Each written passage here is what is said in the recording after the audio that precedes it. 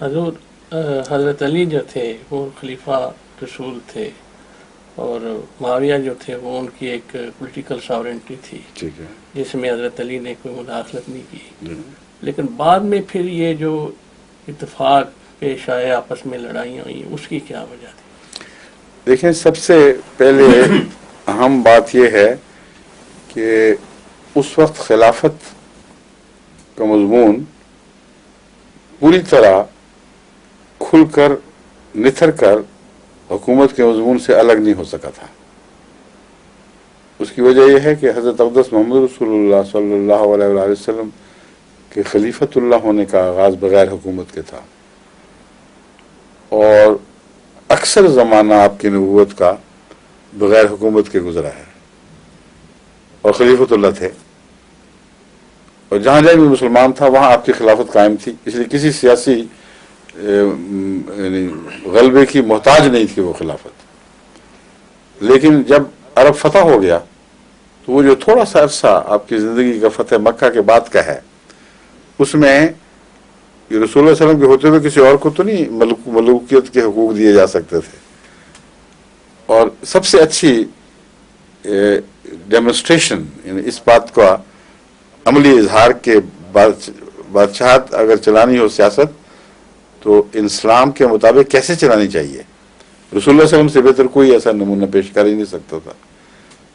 تو حضرت صلی اللہ علیہ وسلم کی نبوت کے آخری دور میں، آخری 2-3 سال کے اندر آپ کو سیاسی فوقیت عطا کی گئی عرب پر، اور یہاں خلافت، اللہ کی خلافت اور زمین پر حکومت اکٹھی ہو گئی. سمجھے؟ اب یہ جب ورثے میں پایا ہے مسلمانوں نے تو عرب مائنڈ اس وقت کنفیوز تھا. ان کو کچھ سمجھ نہیں آ رہی تھی کہ خلافت اور یہ ایک ہی چیز ہیں یا الگ الگ چیزیں ہیں، اکٹھی کیوں ہوئیں. اور ظاہر بات ہے کہ بہت تھوڑا عرصہ گزرا تھا، اور چونکہ کثرت سے عرب ٹرائبز مسلمان ہو چکے تھے جن کے متعلق قرآن فرماتا ہے کہ ابھی ان کے دلوں میں ایمان داخل نہیں ہوا تھا. لما يدخل الایمان فی قلوبکم، تم ان سے کہو کہ ابھی ایمان تمہارے دلوں میں داخل نہیں ہوا. اس لیے وہاں یہ کنفیوژن بہت بڑھ گیا، اور پھر عراق تک اسلام پھیلا تھا، سیریا میں اسلام پھیل چکا تھا، وہاں اور بھی زیادہ یہ کنفیوژن بڑھ گیا، اور ملوکیت ہی کو خلافت سمجھا جانے لگا. اور جو انہیریٹنس کے لیے جدوجہد ہوئی ہے شیعہ میں، وہ اللہ کی خلافت کی خاطر نہیں ہوئی بلکہ ملوکیت کی خاطر ہوئی ہے. کیونکہ ان کا تو عقیدہ یہ تھا کہ حضرت علی جب خلیفہ تسلیم نہیں بھی ہوئے تھے تب بھی خلیفہ تھے، تو جدوجہد کر کے انہوں نے کیا کسی امام کو خلیفہ بنانا تھا. وہ تو ان کے عقیدے کے مطابق سیاسی منصب پر فائز تھا یا نہیں تھا، اللہ کا امام تھا اور اس کے سوا کوئی اور امام نہیں تھا. یہ تو واضح بات تھی نا. تو جدوجہد پھر حکومت کے لیے کر رہے تھے، نہ کہ امامت کے لیے. جو بھی موومنٹ چلی ہے شروع سے وہ حکومت کی خاطر کی گئی ہے، اور حکومت کی خاطر موومنٹ چلانے والے متقی نہیں ہوتے اکثر. چانچہ جب ان کے نام پر حکومت ملی تو دی، اب قبضہ عباسیوں نے کر لیا.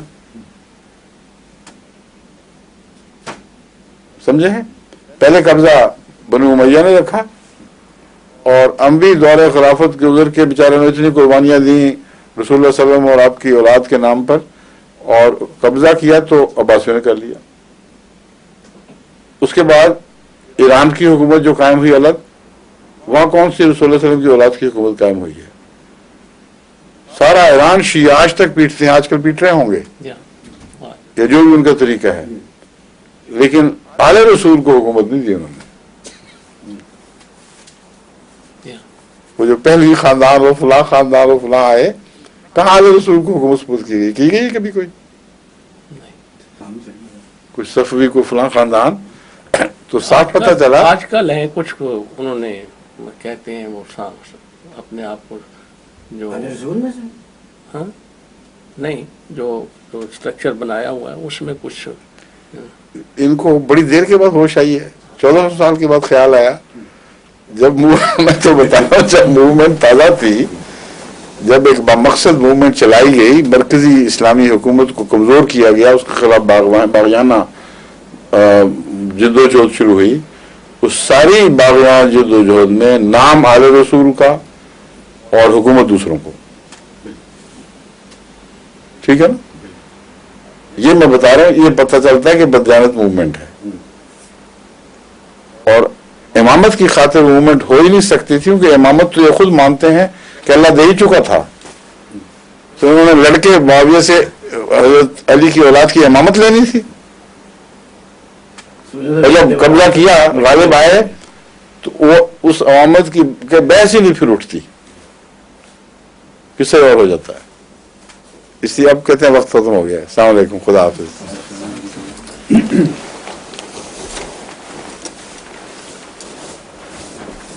ظہور مہدی آخر زمان